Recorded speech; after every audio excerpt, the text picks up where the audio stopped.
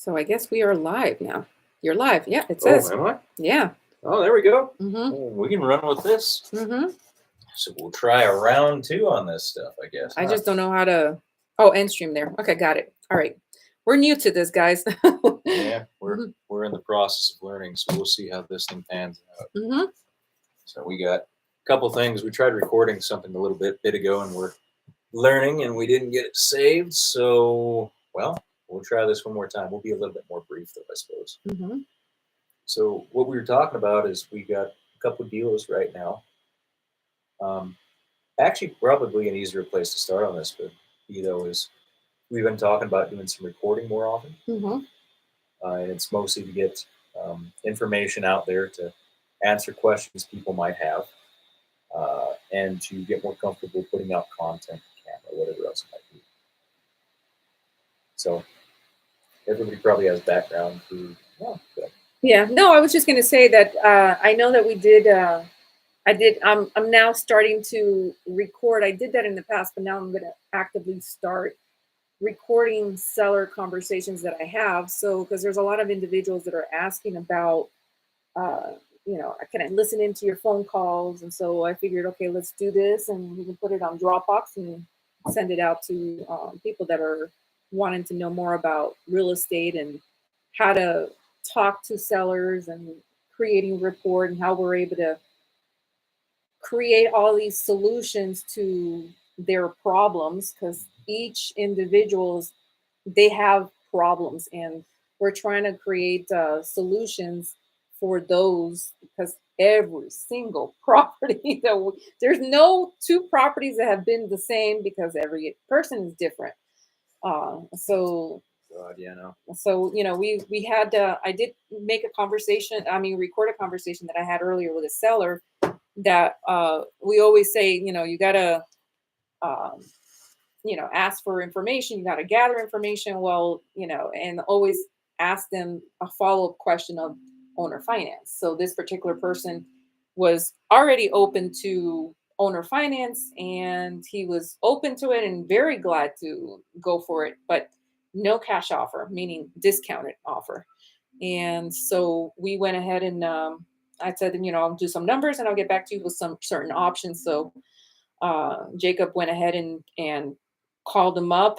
Were certain terms, and we're still in negotiations. And but he's still open, very open to it, and it's good. And I was able to record that one, so we'll have little bits and pieces of different conversations, so someone can listen in. And we did have we did speak about, but it didn't get recorded, I guess, about Ah, messed up. a half a duplex out in the west side, but it's okay. Um, so this individual is going through divorce and they have to sell their house. And you said it was like 1,700 square feet? Yeah, I think it's around 1,700 square feet, half duplex, 3 bedroom, 2 bath, single car garage. And that one, uh, the ARV, which is the after repair value, is what, 260? Yeah, I think ballpark we're looking at 250, 260. Hmm. So think unofficial CMA. This is if for some reason you get shot that deal or it's something that you're looking at, reach out. But I am not saying it is the value. What I'm saying it is a value that I have assigned and I feel like I can justify. Do your research, due diligence, whatever you need to do. It's every time it's a buyer beware type thing. Everything that I'm buying have bought. So, but yeah, 250, 260. Hmm. And so we're working on that deal. I got a call for another property. Is it Horizon? Socorro. It's this older lady Oh, that, yeah, yeah. I think yeah, she's in her 70s, has a reverse mortgage on her property. Her husband passed away maybe 4 or 5 years ago, and now she's facing foreclosure, wants to stay in her house, but uh, she just got a registered letter saying that it's going to go into foreclosure the first Tuesday of April, which is the date that they auction it out, right? That's how you would say, Yeah, it's the first Tuesday of the month. of the So month. Yeah. foreclosures, and at least for El Paso, and I think Texas in general, but El Paso for sure, first Tuesday of the month, they'll go ahead and start the foreclosure auction, and so you can get your tax liens. Not really sure how that one works. I've been down to the auction, I think twice. We should probably go. Yeah. I think we It's should make a trip over there. been a little bit, but you can pick stuff up. Mhm. So at the auction there's all sorts of stuff for sale because people are losing their stuff because they ain't made the payments. Mhm. Houses are the big one. Though, if you get the bright idea to go down and get a discounted property, you have a good idea. Okay. Second thing is you get buried in them because sometimes you don't know if there's other liens or if you're a second lien. Mhm. So, and you must have cash. I think you need to have a cashier's check to purchase Yeah, these properties there's at a the auction. Mhm. couple ways they work them, and for the life of me, I can't tell you exactly what that process is, but for all intents and purposes, you need cash or to be able to transact as if you had cash, capital in hand with the ability to deploy on pretty short notice. Uh, Optimistically, like a week, it's probably more like a day or two in order to do that whole process there. But whatever you need to do, a good strategy for anybody who's bankable is if you have some capital and have the means for it, look at getting lines of credit. It could be business lines of credit, it could be HELOCs, it could be cash, or it could be leveraging other accounts. If it's something that you want to do, buyer beware though, because there was a. We're off on a little bit of a tangent here, but I thought it was kind of funny. Um, so there was somebody that I know who had done an owner finance like I'd done for Port Arthur, Mhm. and hard money first, seller second, low interest rate. Well, person wasn't paying, right? Person wasn't paying on the second or the first, but I think the first went up and was bid on before the second was. Or sorry, the second was bid on before the first, or maybe the first was current, but they didn't pay his.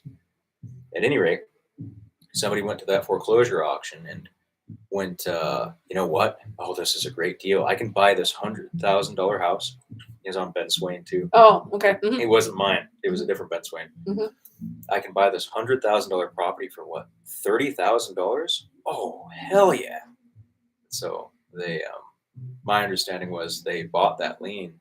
It was a second lien, not a first. So they bought a $30,000 lien that had a $70,000 lien on the thing underneath. They paid at market or over market value for this thing cash. So, and it happened. So beware.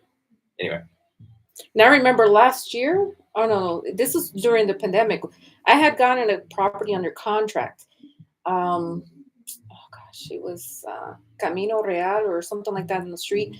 And I remember we got it under contract for like 40,000, and the seller was living out in Arizona, and he said, "I want to get. I just don't want it anymore. There's a tenant in there paying like $600 a month."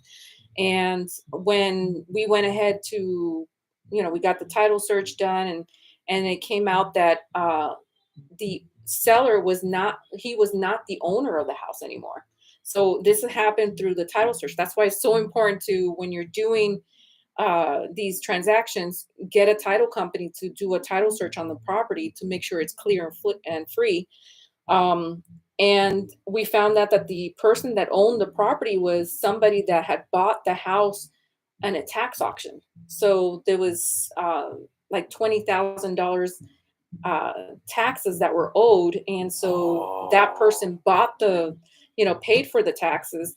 And here in Texas, there is a 6 months redemption. So, in other words, the seller has the ability to recoup their property tax, recoup the property if they paid what was in the rears, and I believe it's like 30% uh, interest. yeah, it's close there. So, and then whatever the person had, if they went ahead and fixed the property, the seller has to pay all of that plus the 30% interest. So, it had already, the time had already lapsed. So the seller could not get that property back. So that one, and the new owners did not, obviously, they got a property for $23,000. So they own that property now. So, and they have a tenant in there that's paying $600. So, there's different ways of acquiring a property, but that's what happened with that particular situation. Well, and one thing to be aware of while we're on the subject of title is just because you did a title search and everything is clear Hmm. does not, by any stretch of the imagination, mean that stuff can't go sideways. I'll talk more on it, but I told you about that note.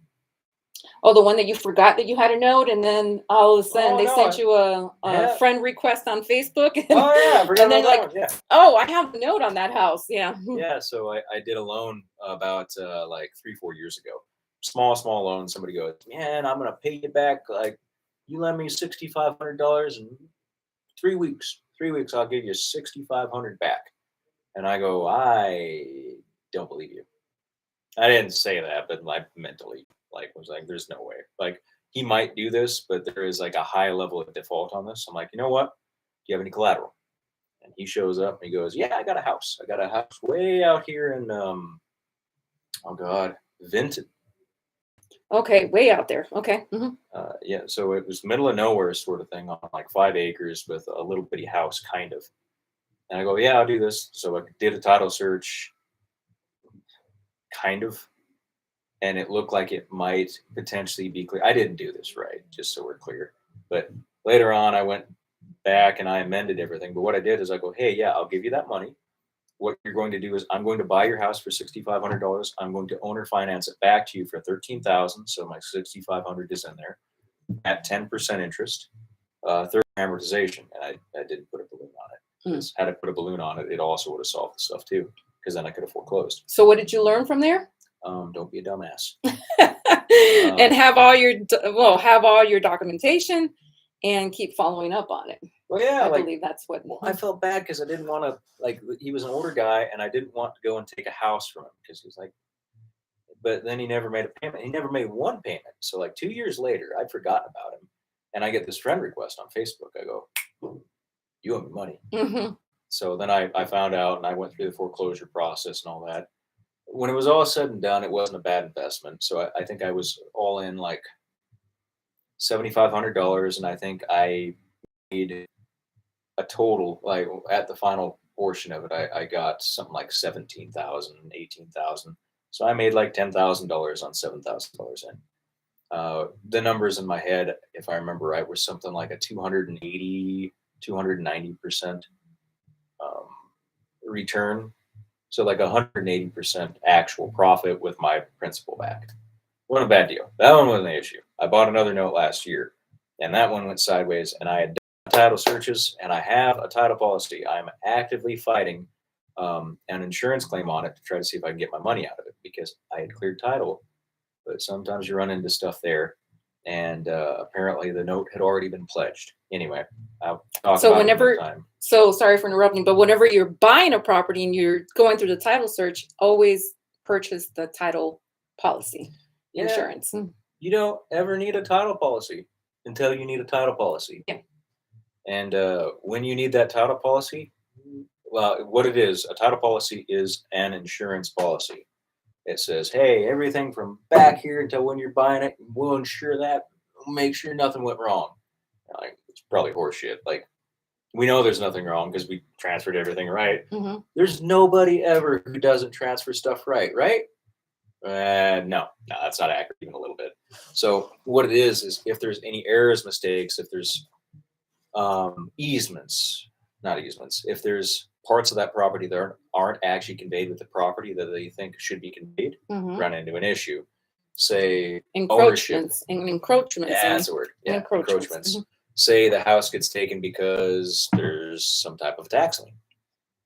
Just as like an example, different example. Let's say there's some sort of lien there that somebody missed and you lose your house. So they did a title search on the whole thing and insured it. Now you can make a claim on that title policy and try to get an insurance claim out of it. That's what I'm having to do because they cleared everything and it looked good. The guy I bought it from is a little bit notorious for doing not everything the way that you always should. Yeah. Yeah. Mm-hmm. So anyway, title. You go through, make sure you check your title on everything there, and it'll help you out. Well, we've been here at close to 15 minutes. I think we should cut it up. But we're going to try to do this weekly, trying to go over what some of the properties that we've been going through, uh, different circumstances, situations. Not, again, not any property is the same as any other ones. We've got to be open and gather as much information as we can with the sellers. And of course, always use the title company for title search. Anything else you want to add? Hmm. Things that you've, but we, oh, hold that thought. Oh, go ahead. We're going to have a mixer, or he's going to have a mixer April 14th here in El Paso, Texas. Yeah. You guys are more than welcome to attend.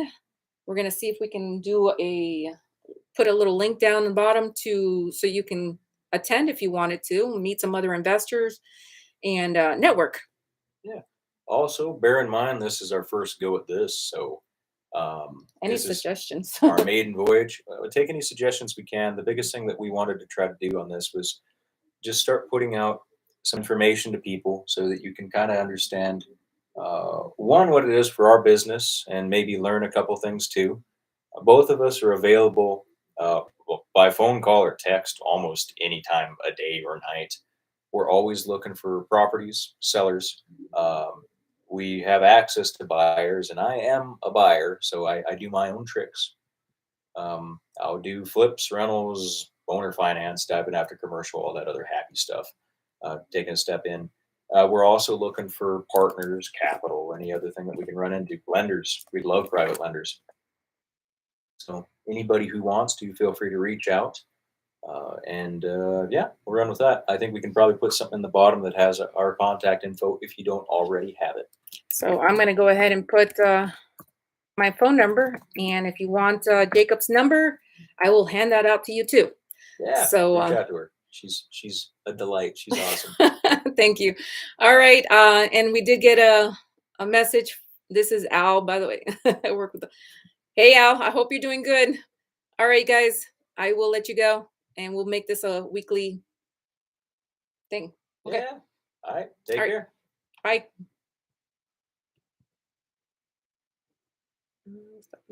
Okay.